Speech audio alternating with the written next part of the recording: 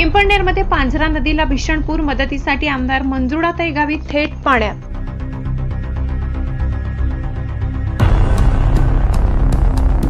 रात्रीपासून सुरू असलेल्या धुवाधार पावसामुळे पांझरा नदीने रौद्ररूप धारण केले असून पुराचे पाणी थेट नदीकाठच्या आदिवासी वस्तीत, घरांमध्ये आणि दुकानांमध्ये घुसले। कमरे इतक्या पाण्यात संसार उपयोगी साहित्यासह व्यवसायाचे लाखो रुपयांचे नुकसान झाले असून नागरिकांची मोठी तारंबळ उडाली। डोक्याची घंटा वाजताच आमदार सौ मंजुळाताई गावित आणि शिवसेना जिल्हाध्यक्ष डॉक्टर तुळशीराम गावित यांनी तातडीने घटनास्थळी धाव घेतली।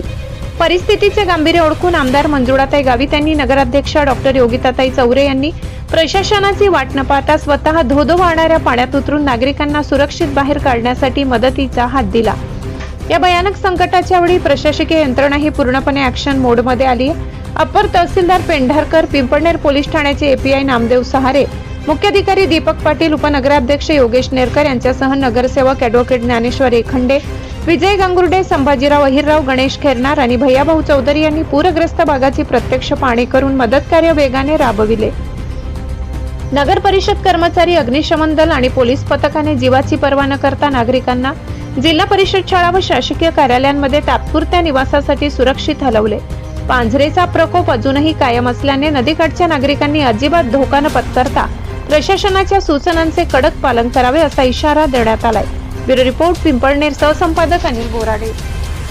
7 ते 8 वाजेपर्यंत पाणी चालू आहे पांझरा नदीले। आमने बिलाटी टेकपाडा बिलाटी आई आमना किराणा दुकान आहे, त्यामुळे पाणी कशी झाले तिथलं नुकसान होई गया। आता याने भरपायास ते तिथलं दाखला भाऊ बहिणी अशा कथा जाते ना आम्ही पूर आई दुकान नाही तर पाणी कशी झाले अगो वाढीत राहण्या रातपाती चालू आहे 8 वाजेपासून। आता आम्ही कुठे जाऊ? नाही ना, दुसरीकडे सोय नाही जायला। अविनाश रमेश पवार। काल रात्रीपासून पिंपळनेर परिसरामध्ये मोठ्या प्रमाणावर अतिवृष्टी झालेली आहे। सदर अतिवृष्टीमुळे पांझरा नदीला पूर सदृश्य परिस्थिती निर्माण झालेली आहे। तर या ठिकाणी पिंपळनेरमध्ये पैलाड जो भाग आहे त्या ठिकाणी जवळपास 30 ते 35 कुटुंबांच्या घरामध्ये पाणी गेल्याचं निदर्शनास आलेलं आहे। तर या ठिकाणी सन्माननीय आमदार महोदया, तसेच सन्माननीय सर्व नगरसेवक, तसेच नगराध्यक्ष मॅडम व सन्माननीय सर्व लोकप्रतिनिधी या ठिकाणी आम्ही आलेलो आहोत।